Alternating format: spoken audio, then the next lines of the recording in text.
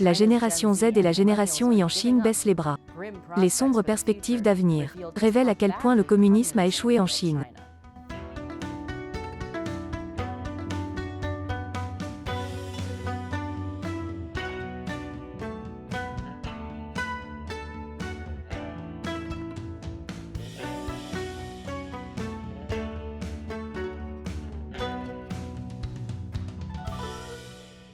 Bienvenue sur Chine non censurée, je suis Shelley Zhang, qui remplace Chris Chappell, qui aimerait vraiment pouvoir passer un peu de temps allongé.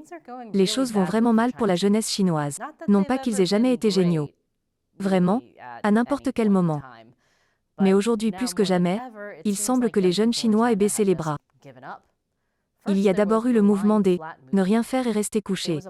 C'était un hashtag populaire sur les médias sociaux chinois qui a commencé l'année dernière. Il encourageait essentiellement les jeunes à renoncer à la lutte intense de la société chinoise et à simplement s'allonger. Je n'ai jamais vu de militants moins, vous savez, actifs. Ensuite, il y a eu le mouvement laisser pourrir. Laisser pourrir signifie laisser se détériorer des choses déjà irréparables. Laisser pourrir, c'est comme s'allonger à plat, mais avec un niveau de cynisme supplémentaire. Un jeune de Shanghai a décrit la différence comme suit. Le fait de rester allongé équivaut à faire peu d'efforts et à adopter une attitude décontractée, tandis que le fait de laisser pourrir signifie ne pas s'en soucier du tout, puisqu'il n'y a rien à faire. Mais si c'est le visage du désespoir existentiel, je suis étrangement d'accord avec ça. Aussi, je suis presque sûr que mon chat a adopté ces politiques il y a des années. Apparemment, il n'est pas paresseux, il est politiquement motivé. Le dernier terme qui circule est « involution ». Croyez-moi, ça sonne mieux en chinois. Il suggère un processus qui se replie sur lui-même, enfermant ses participants dans ce que l'anthropologue Xiang Biao a décrit comme un « cycle sans fin d'autoflagellation ». Ce qui est affreux. Sauf si tu aimes ce genre de choses. Et si c'est le cas, garde-le pour toi. Biao décrit l'involution comme « l'expérience d'être enfermé dans une compétition dont on sait finalement qu'elle n'a aucun sens ». La jeunesse chinoise est dans une profonde spirale de nihilisme. Quelle en est la cause? Je vous en dirai plus après cette courte pause publicitaire. Bienvenue à nouveau. Ne rien faire et rester couché. Laisser pourrir, involution. Non, ce n'est pas la liste des chansons d'un concert de Metallica. C'est ce que les jeunes Chinois pensent de leur avenir. Pourquoi a-t-on l'impression que la jeunesse chinoise a tout simplement baissé les bras? Eh bien, la réponse courte est que le Parti communiste chinois a complètement bousillé l'économie de la Chine. Le parti a un contrôle total sur toute la société, y compris l'économie. Et lorsque cela se produit, les choses ont tendance à se détériorer. On n'entend jamais les gens dire à quel point ils aiment leur dictateur. En fait, si. Mais c'est surtout pour ne pas être allongés et laisser pourrir définitivement. La Chine a connu une croissance économique rapide en devenant l'usine du monde. Bien sûr, cela signifiait que les gens travaillaient de longues heures dans des conditions insoutenables, sans avoir le droit de se syndiquer, et qu'il y avait une pollution massive. Mais le Parti communiste chinois avait de plus grands projets. Ils ne voulaient pas que la Chine se contente de fabriquer toute la merde peu coûteuse du monde. Ils veulent que la Chine domine aussi les industries de haute technologie. C'est toute une gamme. Ce serait comme si McDonald's voulait soudainement se lancer dans les sushis étoilés au Michelin. Ils ont appelé leur plan « Made in China 2025 ». Le but, transformer la Chine d'un géant manufacturier en une puissance manufacturière mondiale. Ce qui sonne presque pareil. Les médias d'État chinois utilisent plein de mots pour ne rien dire. Le Parti communiste a lancé un plan d'urbanisation historique. 250 millions de personnes ont été poussées dans les villes. Ça a l'air amusant, n'est-ce pas? Mais le parti avait aussi besoin de personnes hautement qualifiées vivant dans ces villes. Donc en 2013, il y a eu un effort massif pour créer des diplômés universitaires.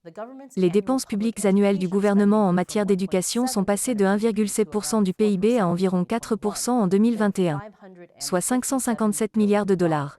L'investissement a apparemment porté ses fruits. En 1990, il y avait un demi-million de diplômés de l'université. Cet été, un nombre record de 10,8 millions ont obtenu un diplôme universitaire. Tout cela peut vous sembler une bonne chose. Aux États-Unis, les gens parlent toujours de la nécessité d'investir davantage dans l'éducation. La Chine a eu manifestement la bonne idée. Le problème est que cette croissance a été créée artificiellement par les directives d'un gouvernement communiste, et non par les conditions du marché. Il n'y a pas assez d'emplois pour tous ces diplômés. Pourriez-vous imaginer sortir de l'université avec un diplôme complètement inutile? En plus de tous les diplômés en arts libéraux. Je sais que vous savez ce que ça fait. Le taux de chômage des jeunes en Chine a grimpé en flèche pour atteindre 19,3%. En comparaison, le chômage des jeunes aux États-Unis est de 8,1%. Le manque d'emploi de col blanc s'explique en partie par, vous l'aurez deviné, l'intervention de l'État dans l'économie. Au cours des 2 dernières années, les autorités chinoises ont frappé les industries, de la technologie à l'éducation et à l'immobilier, avec de nouvelles règles strictes, destinées à contenir les entreprises privées et à maintenir l'harmonie sociale. Le résultat, les entreprises ont perdu de l'argent et des emplois. En juillet de l'année dernière, le parti a pratiquement interdit les entreprises privées de soutien scolaire. Rien qu'à Pékin, 90% des entreprises de soutien scolaire hors campus ont fait faillite. C'était une industrie de 120 milliards de dollars et une source importante d'emplois pour les jeunes diplômés.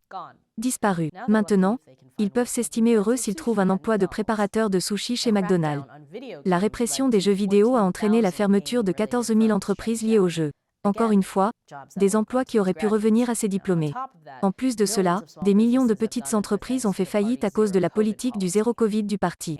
Et en raison de toutes sortes de restrictions gouvernementales et de problèmes de financement, il est extrêmement difficile pour un jeune diplômé de l'enseignement supérieur de créer sa propre entreprise. Cela a conduit à un marché du travail hyper concurrentiel, où les gens se battent pour des emplois de plus en plus misérables. Prenons le cas de Pinduoduo, une start-up de vente de produits alimentaires en ligne. Elle faisait prétendument travailler les gens 300 heures par mois. Les heures de travail normales ne représentent que 160 heures par mois. Puis certains de leurs employés sont morts, ce qui a suscité une vive réaction. Mais ça a aussi créé des opportunités d'emploi. Tu peux montrer mon CV au patron? Le marché du travail est dingue. Mais en dehors des cas extrêmes tels que Pinduoduo, il y a la pratique de travail chinoise connue sous le nom de 996. C'est-à-dire de 9h du matin à 9h du soir, 6 jours par semaine. Un étudiant chinois a déclaré au magazine Fortune, « Beaucoup de mes camarades ont du mal à trouver ne serait-ce que leur premier emploi. Ou s'il en avait un, certains ont démissionné parce qu'ils étaient épuisés. La société chinoise dit que l'on ne peut réussir que si l'on va dans une bonne école, que l'on obtient un emploi bien rémunéré et à haut statut et que l'on achète une maison. Mais cela semble presque impossible maintenant. Maintenant, vous avez peut-être une idée de la raison pour laquelle les mouvements sociaux fatalistes comme s'allonger, laisser pourrir et l'involution deviennent si populaires. Et voici un autre facteur qui vient s'ajouter au problème. En plus du manque d'emploi, il n'y a pas assez de femmes. Grâce à des décennies de politique de l'enfant unique et d'avortement sélectif, il y a aujourd'hui 30 millions d'hommes en plus que de femmes. Un grand nombre d'hommes célibataires et sans emploi, c'est comme avoir une société entière de cosmo-cramers nihilistes. La vie n'a aucun sens, Jerry, vide de sens. Le Parti communiste est définitivement inquiet.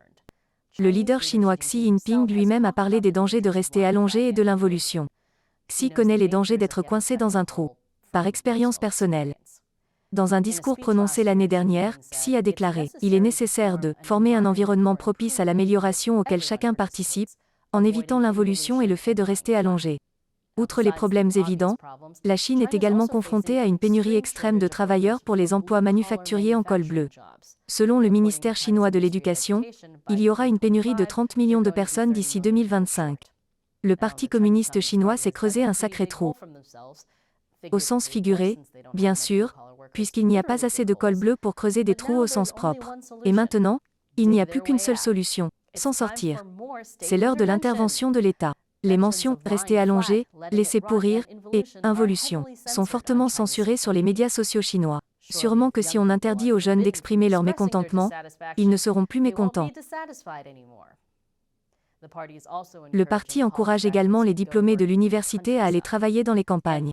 Et pour ceux d'entre vous qui gardent une trace, dans les années 60 et 70, le Parti communiste a également forcé les jeunes à aller à la campagne, mais c'était parce que Mao pensait qu'envoyer les jeunes apprendre des paysans était bon pour leur éducation idéologique. C'est ce qui est arrivé à mes parents. En fait, je suppose que le parti revient à ses racines. Comme le Parti communiste chinois n'en finit pas de tourner en rond, la seule solution est peut-être de s'allonger un peu. Et Chine non censurée ne serait pas possible sans le soutien de téléspectateurs comme vous. Pour remercier les fans, qui contribuent sur notre plateforme de financement participatif sur Patreon, ou sur notre plateforme de médias sociaux exclusive sur Locals, nous répondons à leurs questions à la fin de chaque épisode. La question d'aujourd'hui nous vient de Grégory Zeigler. Si j'allais vivre à Taïwan avant que le pays ne soit envahi, serais-je autorisé, en tant qu'étranger, à aider à défendre le pays? D'ailleurs, si j'ai vécu en Chine, serais-je autorisé à y entrer? Tout d'abord Greg, vous serez autorisé à entrer à Taïwan si vous avez vécu en Chine continentale auparavant. De nombreux Taïwanais ont vécu en Chine continentale. Maintenant, si vous viviez à Taïwan et que la guerre avec la Chine éclatait, que se passerait-il?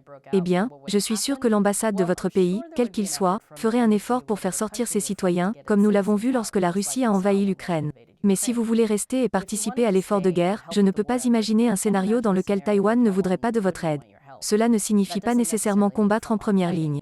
Il pourrait s'agir d'un travail médical en coulisses, d'une aide aux réfugiés, de tout un tas de choses. Espérons simplement que nous n'en arriverons pas là de sitôt. Les pays du monde entier devraient soutenir Taïwan dès maintenant, avant que la guerre n'éclate. Merci pour votre question et votre soutien Grégory. Et si vous voulez faire comme Grégory et soutenir l'émission, rendez-vous sur patreon.com/China Uncensored. Contribuez à hauteur d'$1 ou plus par épisode. Nous comptons sur vous pour nous aider à continuer à faire des épisodes comme celui-ci. Encore une fois, je suis Shelley Zhang. Merci d'avoir regardé Chine non censurée.